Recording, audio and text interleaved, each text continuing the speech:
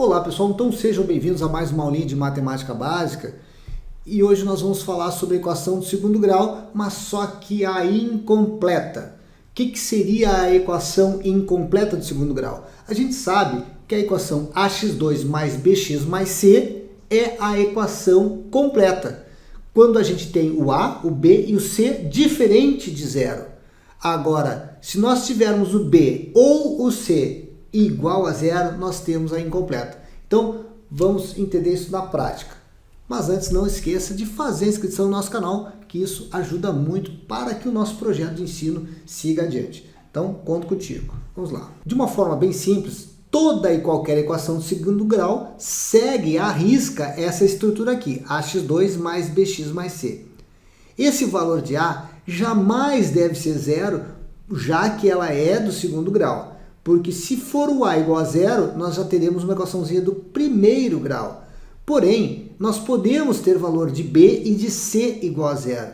Se o a, b e c for diferente de zero, nós temos o que a gente diz equação completa. Vejam aqui, ó, y ao quadrado mais y mais 1 igual a zero.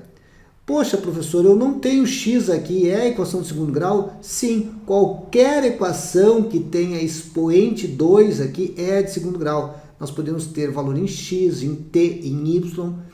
Então essa aqui é completa por quê? Porque eu tenho o valor de a aqui. Então nesse caso aqui, o valor de a é 1, o valor de b também é 1 e o termo independente aqui é 1.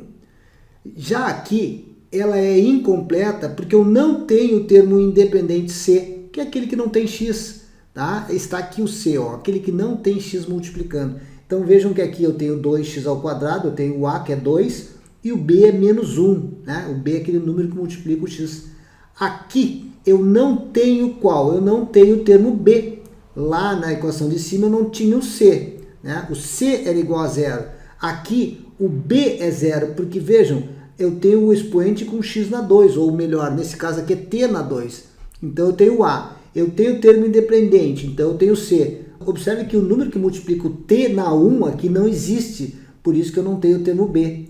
E aqui nesse caso, é um caso especial em que eu não tenho nem o termo b e nem o termo c. Nessa situação, as duas raízes devem ser zero, eu não preciso nem calcular. Se eu passar o 5 dividindo, aqui vai ficar 0 por 5 dá 0, e x ao quadrado igual a zero, eu vou ter duas raízes iguais, e elas serão iguais a zero. Sempre que eu tiver uma expressão, ou melhor, uma equação do segundo grau, onde eu não tenho b e não tenho c, as duas raízes aqui é zero. Bem, nós acabamos de ver as 4 formas diferentes de representar uma equação do segundo grau. Quando eu tenho todos os termos, o a, b e c, né? Quando eu tenho apenas o termo a, que aí eu teria b e c zero, e eu tenho duas raízes iguais a zero. E quando eu tenho ou B ou C, o A sempre vai existir, tá, gente? Então vamos lá, vamos entender isso aqui. Agora nós vamos fazer uma questão onde eu não tenho o termo B e outra onde eu não tenho o termo C. Vamos ver como é que fica. Observe aqui, 3x2 menos x igual a zero. Então aqui, gente, a melhor maneira de fazer aqui é colocar o x em evidência. Observem que se eu dividir 3x2 por x, dá 3x.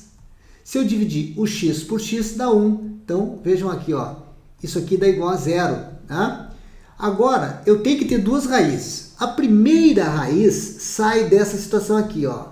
Eu vou passar esse x aqui, ó, dividindo. Então, aqui dá zero, ó, gente. Então, se aqui dá zero, vai ficar assim, ó, 3x menos 1 é igual a zero. Agora, eu passo esse 1 para o lado de lá, fica 3x igual a 1. E aí fica x igual a 1 sobre 3. Então a gente tem uma raiz aqui, ó.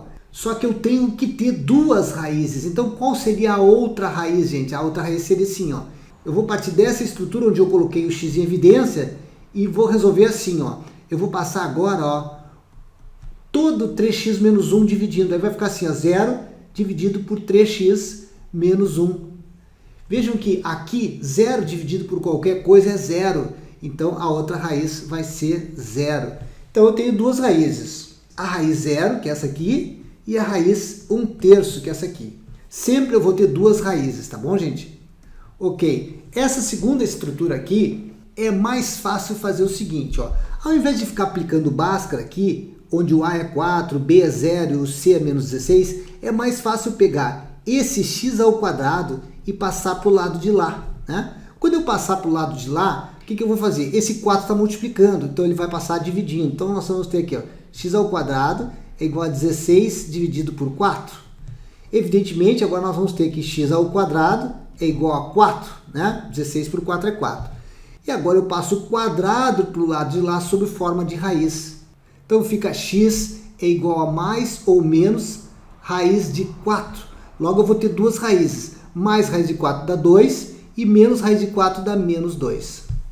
Bem, pessoal, nós acabamos de ver como resolver uma equação do segundo grau sem aplicar a Bhaskara.